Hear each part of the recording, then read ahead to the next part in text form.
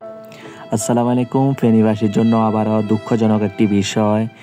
ফেনীতে 2024 সালের মতো আবারও বন্যা উঠে গেছে, সবাই ব্যবসা বাণিজ্য সব ডুবে গেছে।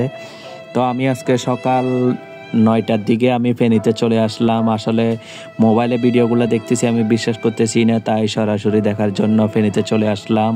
তো এখন আমি আসছি ফেনী সদর হসপিটালের মোড়ে। সদর হসপিটালের মোড় থেকে পানি একদম মহিফাল পর্যন্ত বুক সমান পানি হয়ে গেছে, গাড়ি চলাচল বন্ধ হয়ে গেছে, মানুষ যাতায়াত বন্ধ হয়ে গেছে, সবাই সরকারি কলেজে পানি উঠে গেছে।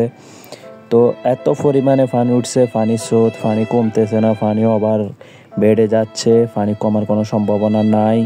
বরঞ্চ আবার এর মধ্যে বৃষ্টি অতিরিক্ত বৃষ্টির কারণে পানি কমতেছে না। ড্রেনগুলা, নালাগুলা সবগুলা মনে হয় যে লক হয়ে রয়েছে, এই জন্য পানিগুলা কমতেছে না। সবাই একটু সতর্কতাভাবে থাকবেন। নদী সব কিছুতে পানি বেড়ে গেছে।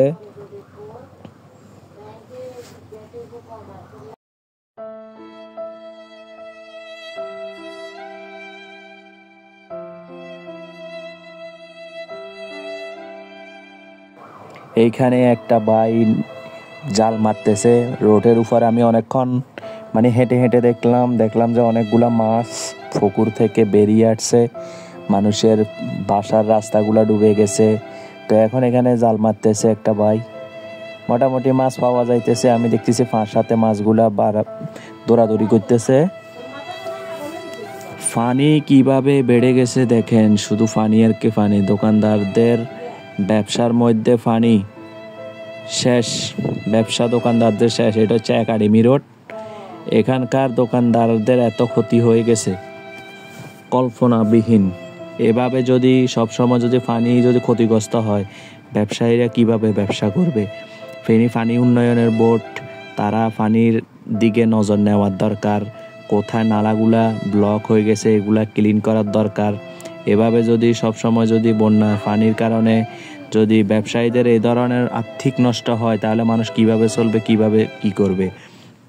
মানুষের লক্ষ লক্ষ টাকা জিনিস নষ্ট হয়ে গেছে এই পানির কারণে। একটানা বৃষ্টি চলতেছে, পানি কোনো কমার কোনো চান্স দেখতেছি না।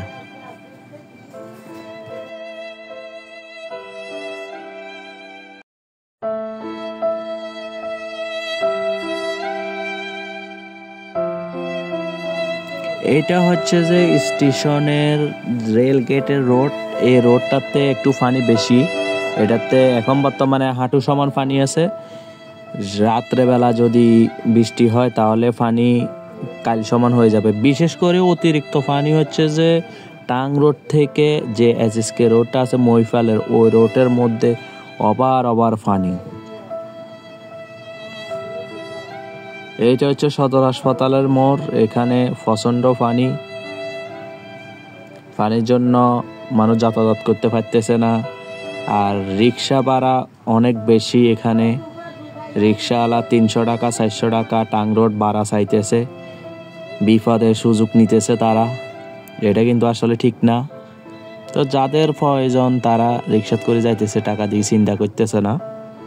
তো আমি সকাল 10টার দিকে চলে আসলাম ফেনীতে। আমার একটা শখ সরাসরি আমি পানিগুলা দেখার, তো তাই জন্য চলে আসলাম ফেনীতে দেখার জন্য। সবাই ভালো থাকবেন, আল্লাহ হাফেজ। ভিডিওটি শেয়ার করে দিবেন, সবাই সাবধানে থাকবেন, বাড়িঘর ফালায় কখনো যাবেন।